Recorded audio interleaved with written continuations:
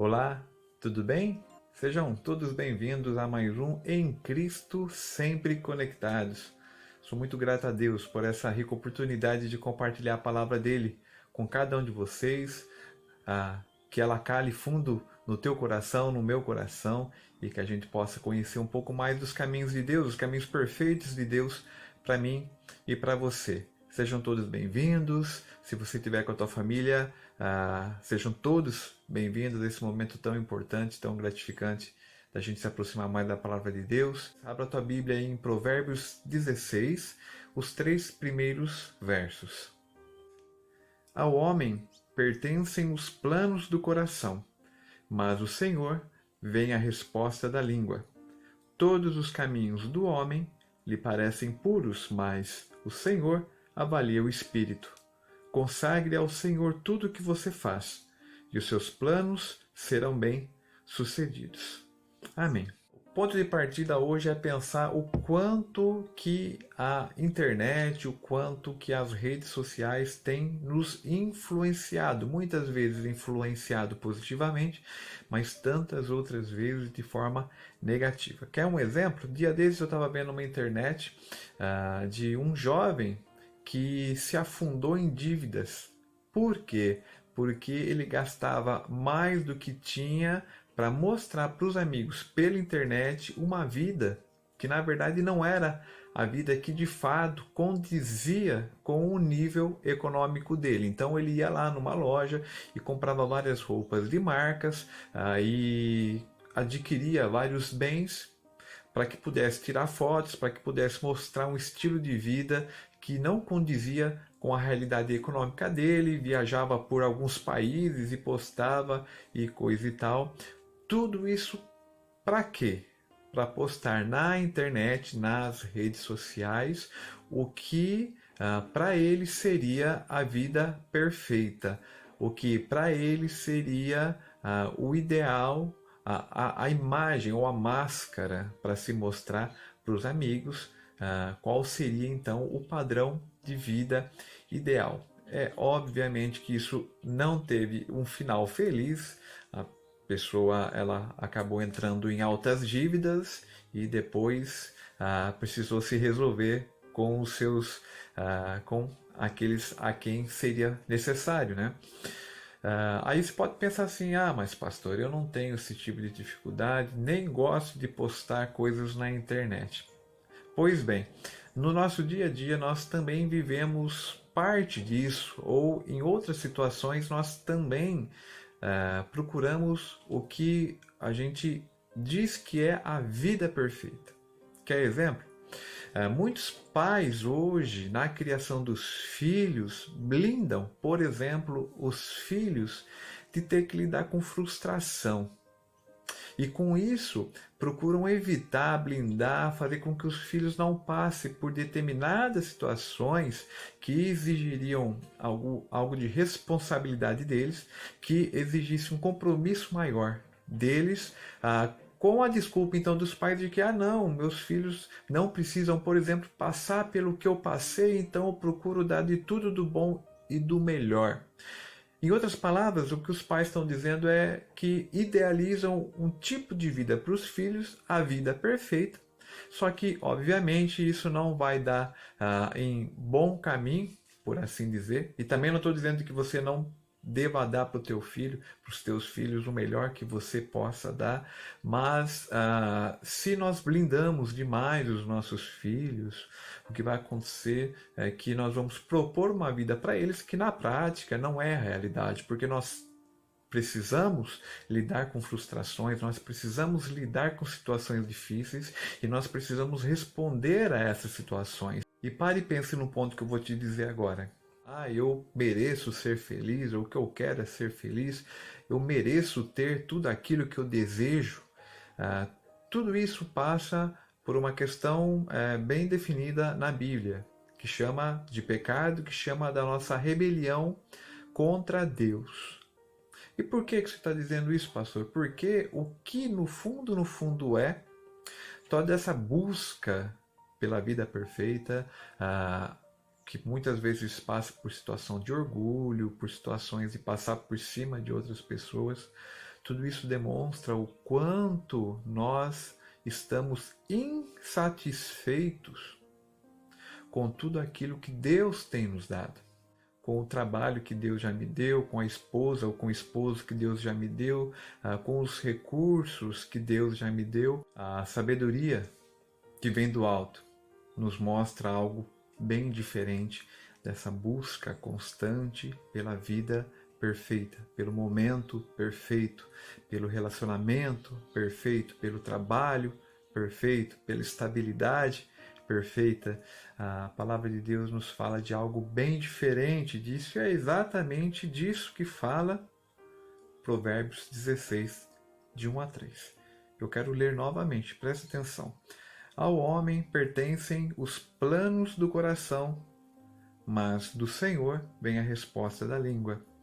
Todos os caminhos do homem lhe parecem puros, mas o Senhor avalia o espírito. Consagre ao Senhor tudo o que você faz, e os seus planos serão bem-sucedidos. Pare e pense comigo. Deus nos coloca dentro de limites. Quer um exemplo de limite? O dia tem 24 horas, não importa a tua raça, não importa a tua posição social, não importa. Deus nos coloca dentro de um limite que nós chamamos dia, e esse dia tem 24 horas. E às vezes nós tornamos o quê? Nós fazemos desse tempo pesado demais. Eu sei que tem muitos compromissos que não podem ser adiados, mas nós deixamos e entulhamos, por assim dizer, compromissos por demais nesse limite de tempo de 24 horas, que nós sabemos não é só para o trabalho, mas é para quê? É para a família, é para a saúde, é para tempo de qualidade com Deus, é para tempo de oração, de leitura da Bíblia. Porém, eu, nessa busca da vida perfeita, do trabalho perfeito e da recompensa perfeita, porque muitas vezes nós estamos desejando dar um padrão de vida para minha família que seja perfeito. E no fundo, a gente sabe que isso não vai terminar bem. Aí você pode estar se perguntando, mas o que isso tem a ver com o texto de Provérbios? Olhe, está claro. Verso 2. Todos os caminhos do homem lhe parecem puros. Todos os caminhos ao homem parecem perfeitos. Parece que tudo aquilo que nós estamos valorizando, ou que nós estamos investindo tempo, em que nós nos empenhamos, tudo parece que tudo aquilo que a gente sonha, tudo aquilo que a gente planeja, tudo aquilo que a gente acumula de compromissos muitas vezes, para nós sempre vai parecer perfeito. Porque foram as nossas escolhas, porque é aquilo que responde às minhas ansiedades, porque é aquilo que eu vislumbro como a vida perfeita. É por isso, todos os caminhos do homem lhe parecem puros. Mas o Senhor avalia o espírito. Aqui o sentido mais exato é nos perguntarmos o quanto que nós sujeitamos a nossa vontade à vontade de Deus.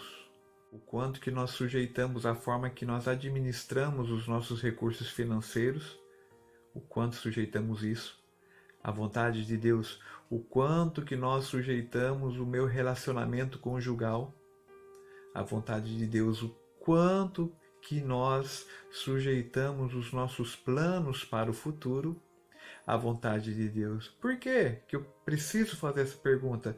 Porque no fundo, todos os caminhos para nós parecem perfeitos.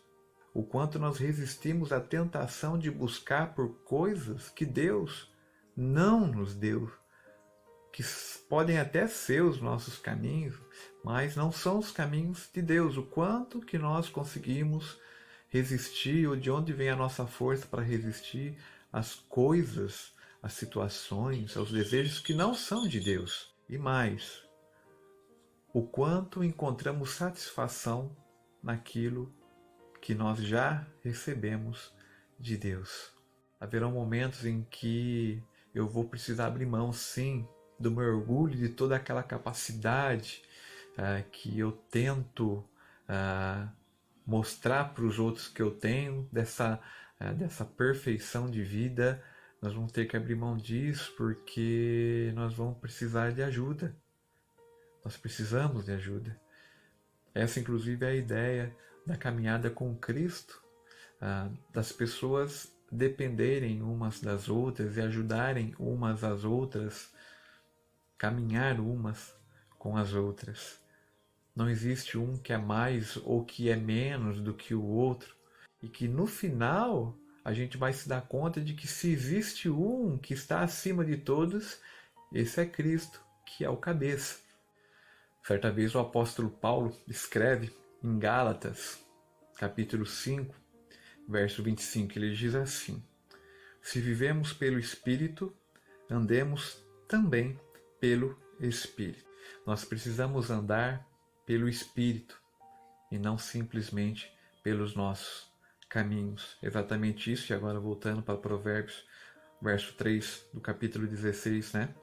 Consagre ao Senhor tudo o que você faz e os seus planos serão bem sucedidos. Mas Deus nos conhece muito bem e sabe o quanto temos dificuldade para lidar com tudo isso.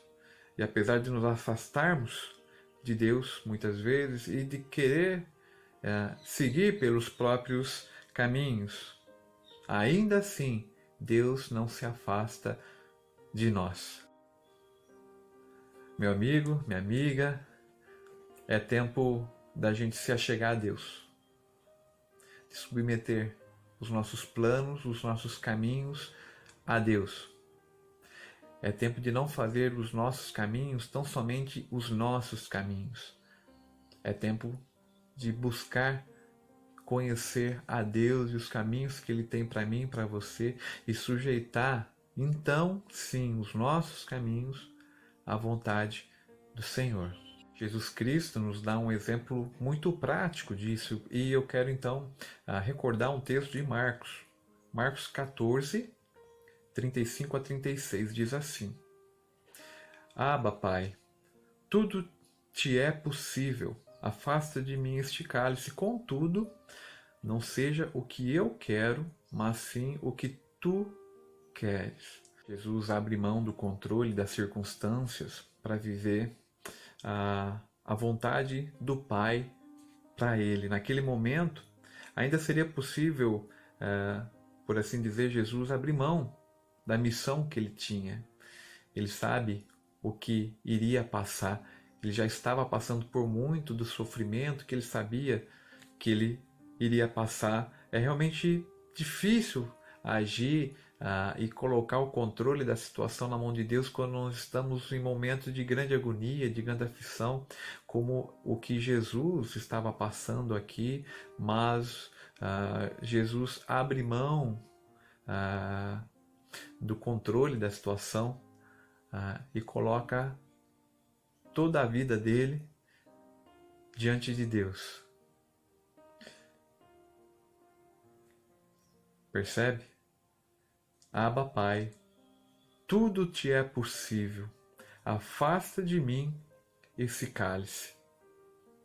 A vontade de Jesus, o desejo de Jesus é que fosse afastar dele todo aquele sofrimento.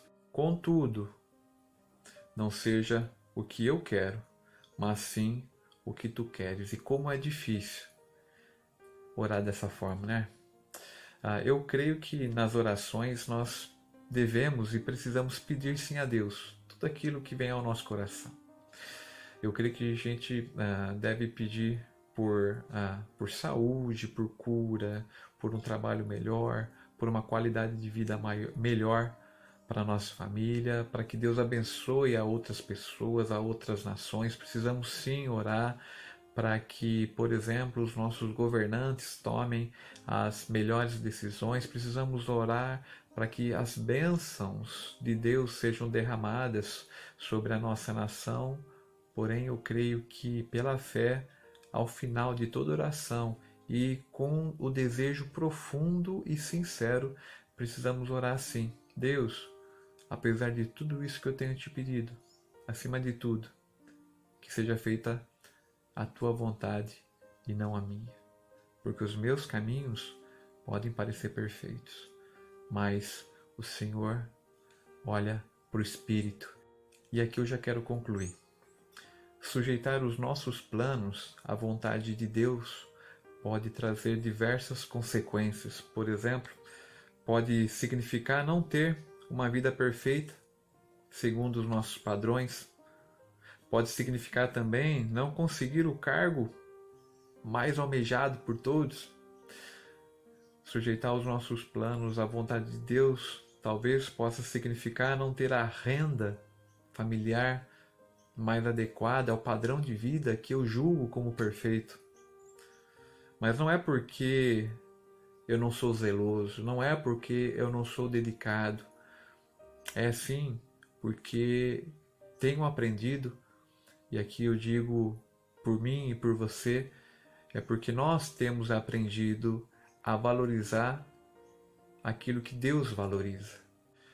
Eu muitas vezes não vou ter o padrão de vida perfeita imposto pela sociedade, porque eu valorizo a minha família, porque eu valorizo o cuidado e o serviço do próximo, porque eu valorizo o tempo de comunhão na igreja, não abro mão do tempo de comunhão na igreja, não abro mão do meu relacionamento com Deus.